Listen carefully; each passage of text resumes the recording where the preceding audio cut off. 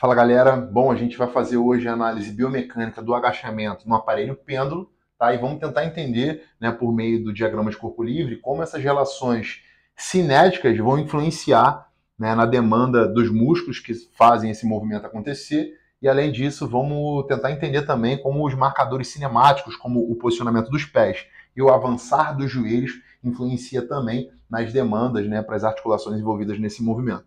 Bom, eu trouxe aqui 3 pontos chaves que a gente pode analisar, não só para o pêndulo, mas em toda a máquina de plataforma, que vai dar para a gente um direcionamento de qual articulação está sendo mais solicitada e da vantagem e desvantagem mecânica desse aparelho.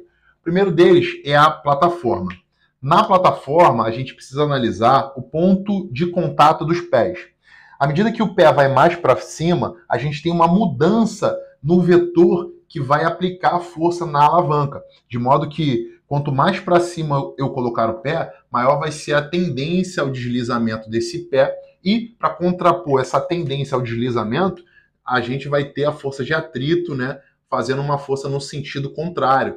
Dessa maneira, né, dessa forma, isso vai inclinar o vetor resultante, ou seja, o vetor de força que vai ditar os braços de momento para as articulações. Então, se a gente tem o pé posicionado um pouco mais acima, conforme esse caso, a gente vai ter um vetor um pouco mais inclinado. Se a gente tem um vetor um pouco mais inclinado, a gente empurra muito mais o apoio das costas do que o apoio dos ombros. E isso, por sua vez, vai gerar, né, um ângulo um pouco mais fechadinho dessa aplicação da força em relação à alavanca. Nesse sentido, o que é interessante para a gente observar aqui? A força que está sendo aplicada na alavanca, uma parte dela vai ser dissipada, de modo que a gente vai ter que fazer o delineamento desses vetores de força para saber efetivamente a força que está sendo aplicada para gerar a alavanca. O braço de momento ele não é dado pela distância entre o ponto de aplicação da força do eixo de rotação.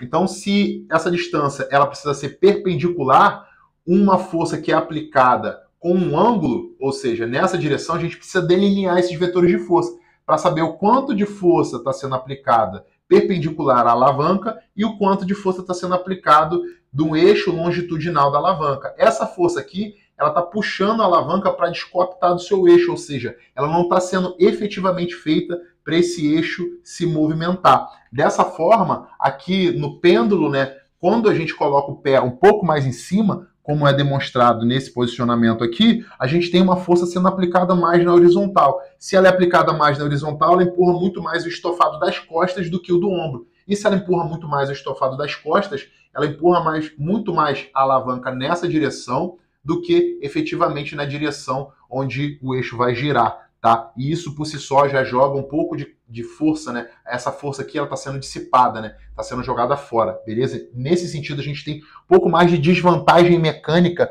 quando coloca o pé mais acima na plataforma, tá? Já quando a gente coloca os pés posicionados um pouco mais abaixo, a gente tem uma força que é aplicada muito mais na direção do estofado dos ombros, ou seja, de forma um pouco mais perpendicular.